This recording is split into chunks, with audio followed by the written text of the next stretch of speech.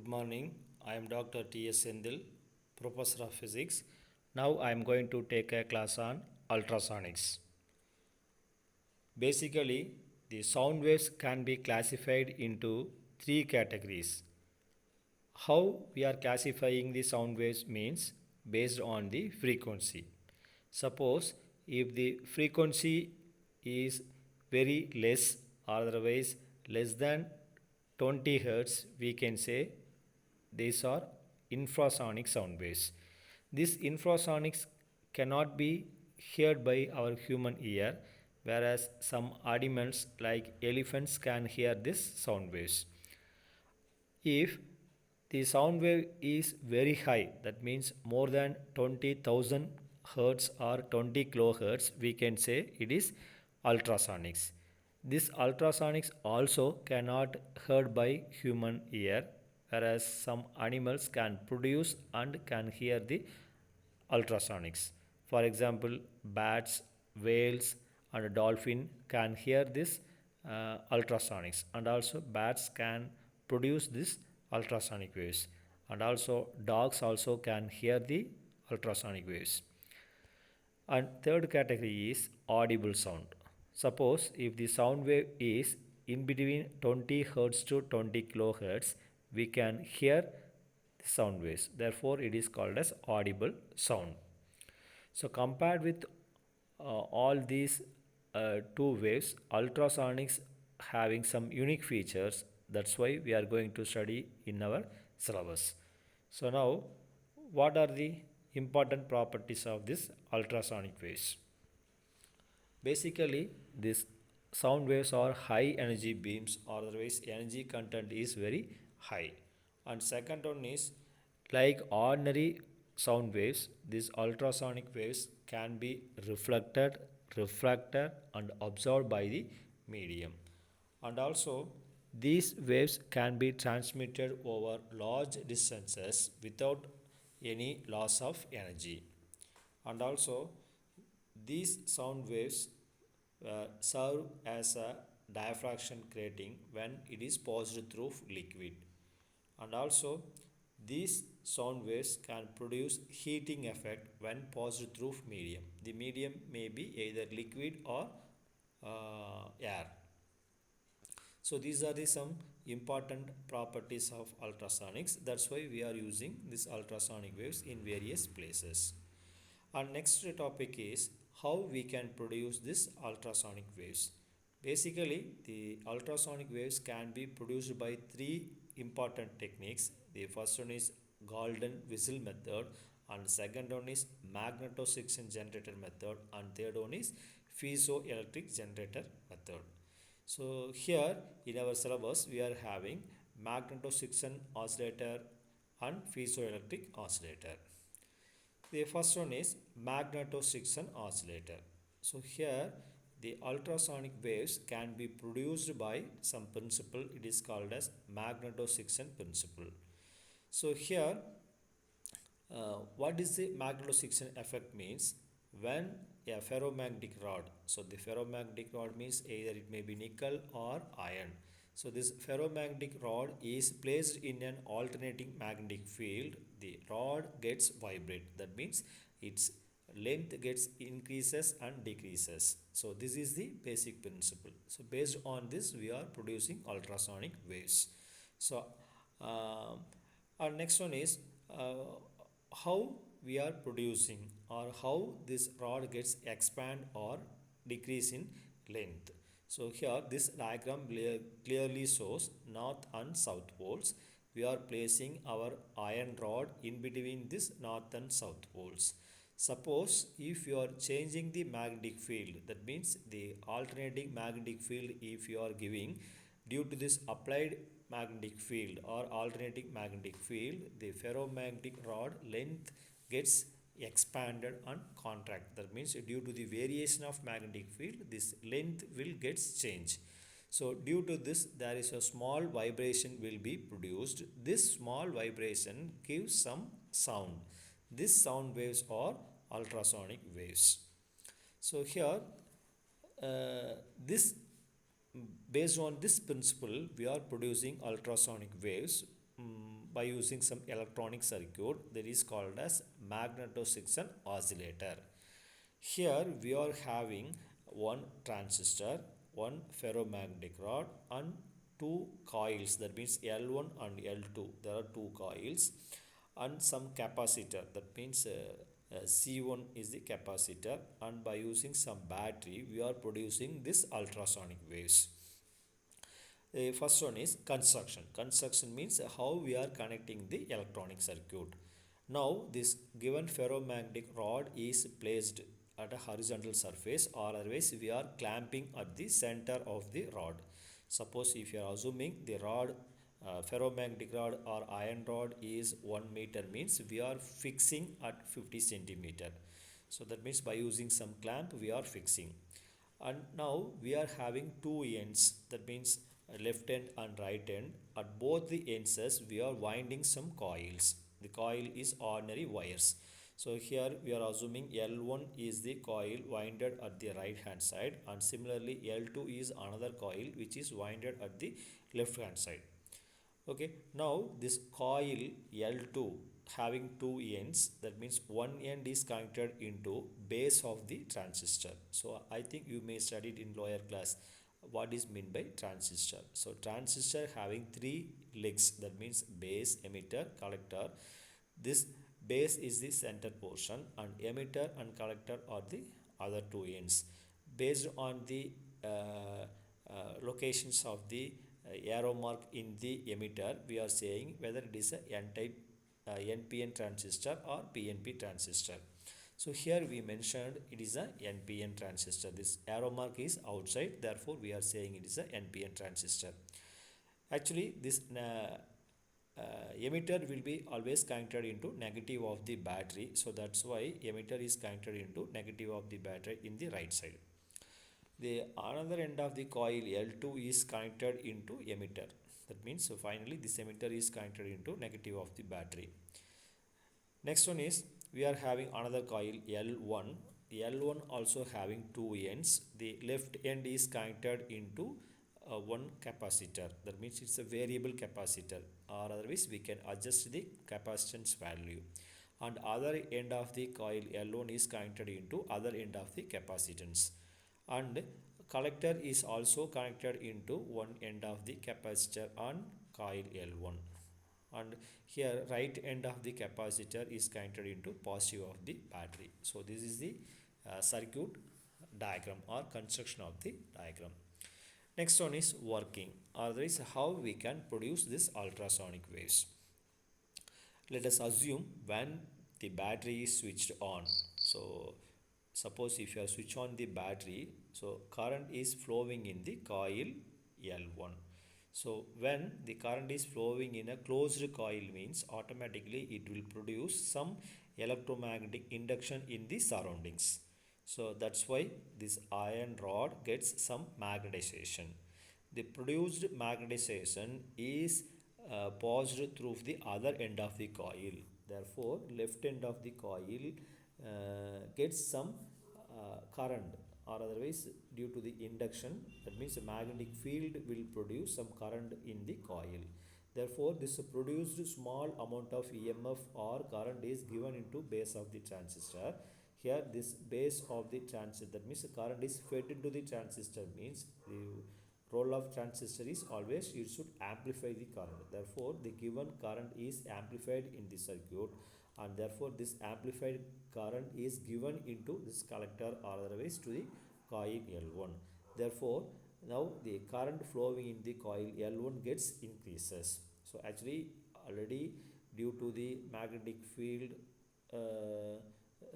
that means current flowing when battery is switched on, current some amount of current is flowing in the coil, and here we are feedback current is given in the coil L1, therefore more amount of current is flowing in the coil. Suppose if you are adjusting the capacitor C1, that means by varying the current, the now the amount of current flowing, that means the frequency of current flowing in the coil gets matches with the natural frequency of the rod. Actually every rod or every material, each and every material having some natural frequency. When the natural frequency of the rod matches with the current flowing in the coil, automatically there is a vigorous vibrations produced in the uh, rod. So therefore, due to this vigorous vibrations, some amount of sound waves will be produced at both the ends. Okay, when this sound waves will be produced means only the resonance takes place. That means resonance means both the frequency of the material, that means natural frequency of the rod and frequency of the current flowing matches, means it is resonance. So at that time only the ultrasonic waves are produced at both the ends.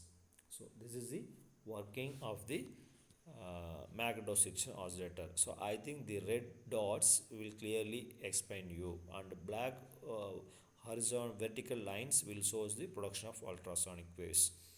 So here I mentioned F is equal to 1 by 2 pi into root of L1 and C1. This is the amount of current flowing, that means the frequency of current flowing in the coil. So here 1 is a constant, 2 pi is also constant, root of L1 into C1. L1 is the inductance of the coil and C1 is the capacitance value.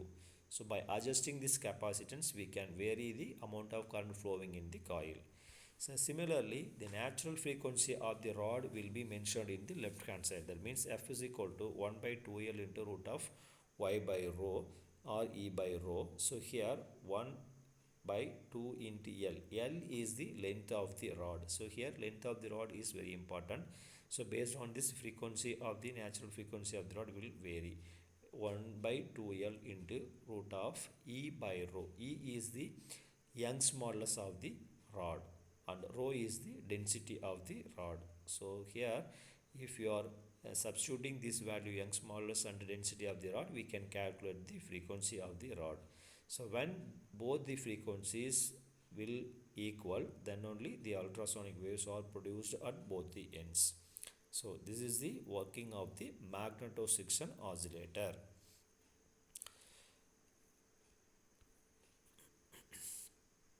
So here I mentioned some frequency when the frequency of the vibration of the rod is either E by rho or Y by rho. So here E or Y represents the Young's modulus of the rod. So next one is, what are the advantages of this magnetosection oscillator?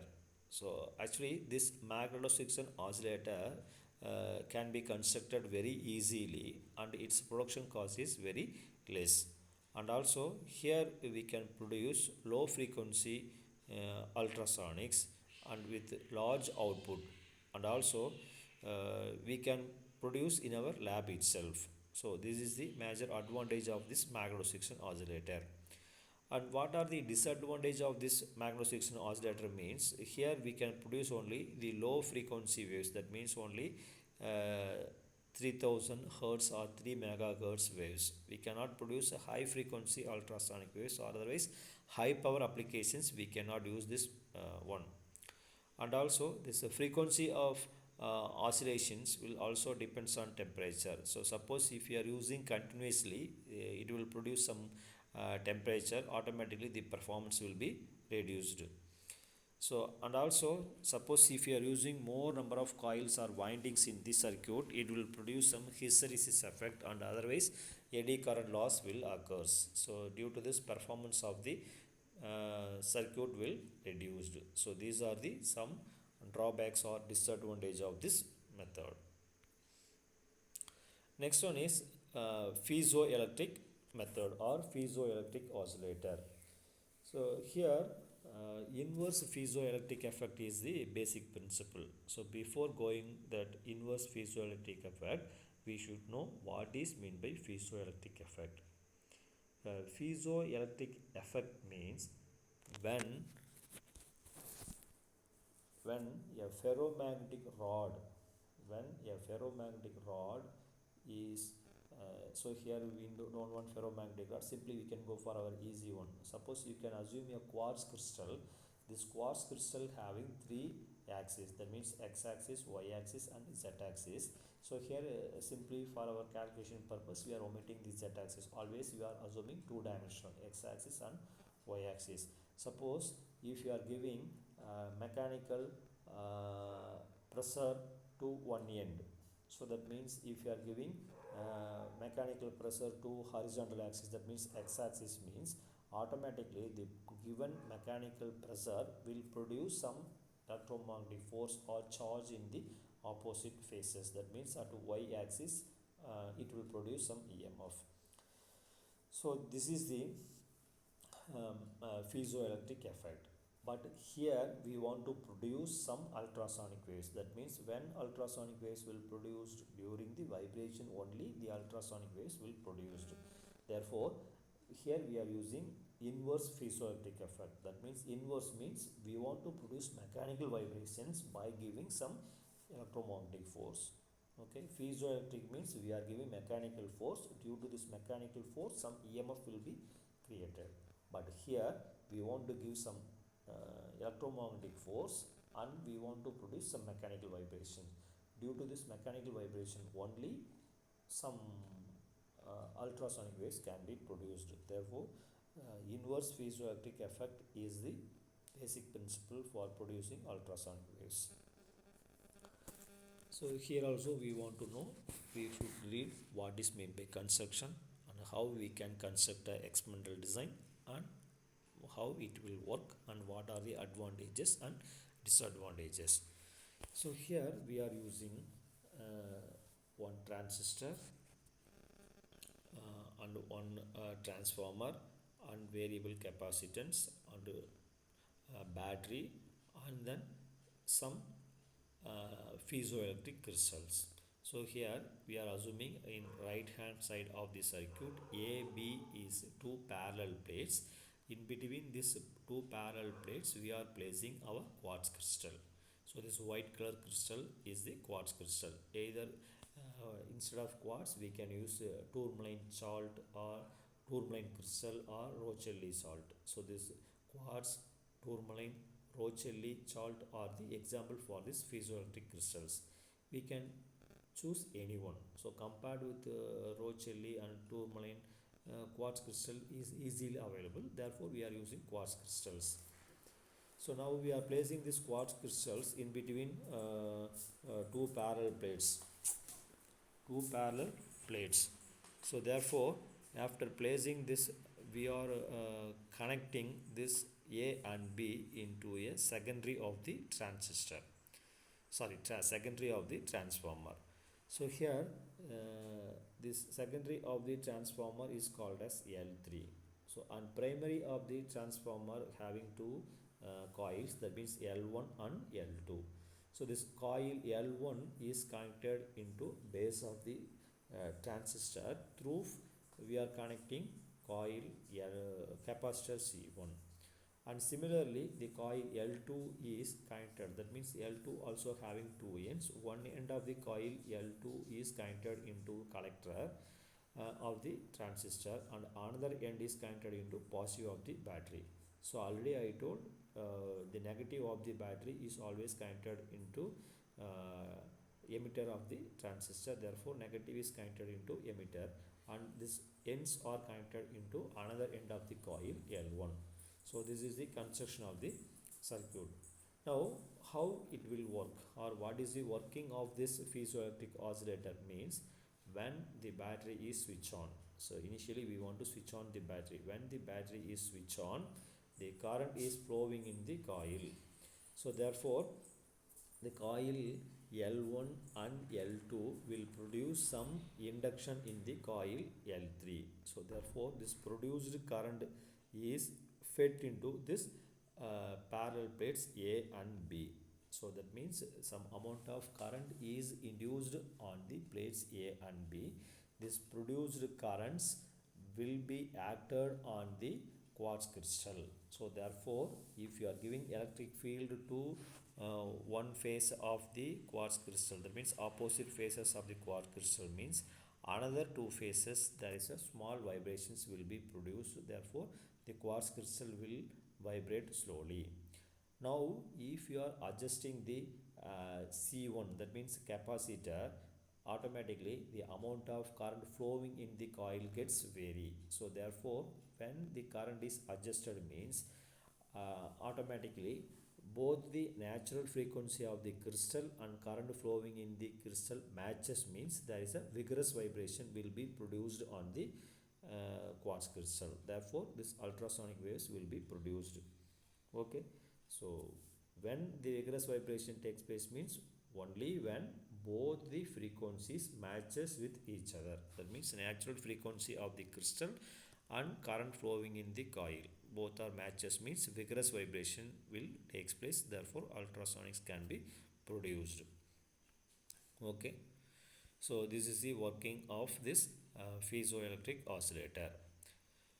So here this frequency of the current flowing is also the same formula. That means F is equal to 1 by 2 pi into root of L1 into C1. Here L1 is the coil, that means inductance of the coil, and C1 is the capacitance. Okay, similarly the frequency of vibration of the crystal is equal to N is equal to P by 2L into root of Y by rho.